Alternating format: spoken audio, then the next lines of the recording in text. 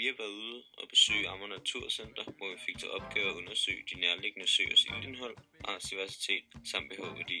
Vi har derudover også lavet en kortfilm baseret på vores undersøgelser. Det første grundprincip i økologi er, at hvert levende organisme har et løbende og vedvarende forhold til et hvert andet element, der indgår i dens miljø. Derfor er det afgørende at se alle økologiske forhold som et led i systemets udvikling. Størrelsen på søen, eller om der er et tilløb eller afløb, kan også være et led i, hvordan økosystemet fungerer i søen.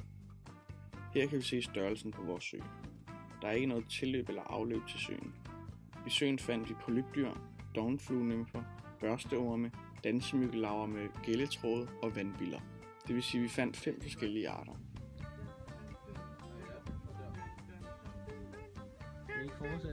Vi fortsætter. Hvis vi kigger på vores miljøiagttagelser, så har vi 3 spørgsmål, vi skal have svaret på. Det første spørgsmål lyder: findes der vandplanter i søen? Det meste af det, vi fandt på bunden af søen, var døde planter og fisk. Vi fandt ikke en eneste levende plante i søen, udover de siv, der var rundt omkring, men de ligger ikke under vandplantekategorien. Så derfor siger vi nej, der findes ikke vandplanter i søen. Næste spørgsmål lyder: er vandet klart, det vil sige ikke særlig grønt? Vandet var særdeles grønt, grundet i mængden af alger i vandet. Så derfor sætter vi et kryds i nej til, at vandet var klart. Man kunne nemlig ikke se bunden af vandet. Næste og sidste spørgsmål i vores miljøiagttagelse lyder: er iltindholdet godt, det vil sige mere end 4 milligram per liter? Vi målte iltindholdet og fandt ud af, at iltindholdet var særdeles højere i toppen af søen, end den var i bunden af søen. I bunden var der 0,5 mg per liter ilt, og i toppen var der 10 mg per liter ilt.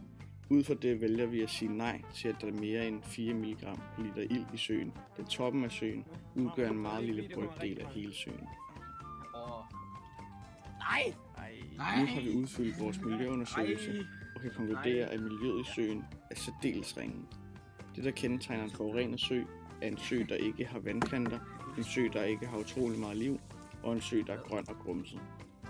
Fotosyntesen kan derfor blive påvirket meget af dette.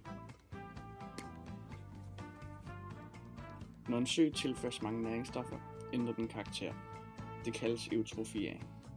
Fra at være klarvandet med mange bundplanter, vandfugle og overfisk, bliver søen gradvist eller pludselig uklar på grund af kraftig vækst af mikroskopiske planktonalger. Planktonalger, der ikke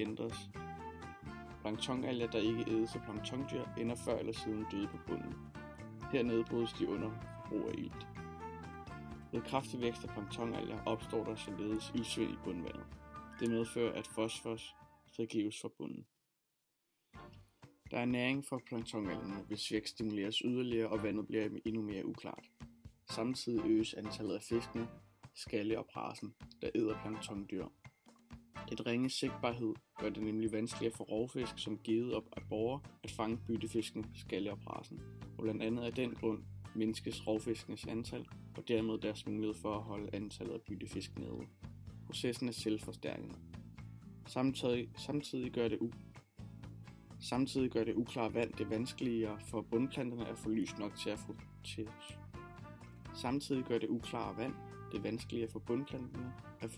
til fotosyntesen, og dermed mindskes deres udbredelse.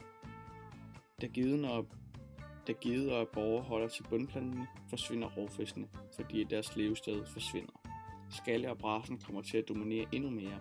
Søen er kommet ind i en ond cirkel. I en sø er der oftest en meget minimal mængde ilt, især i bunden.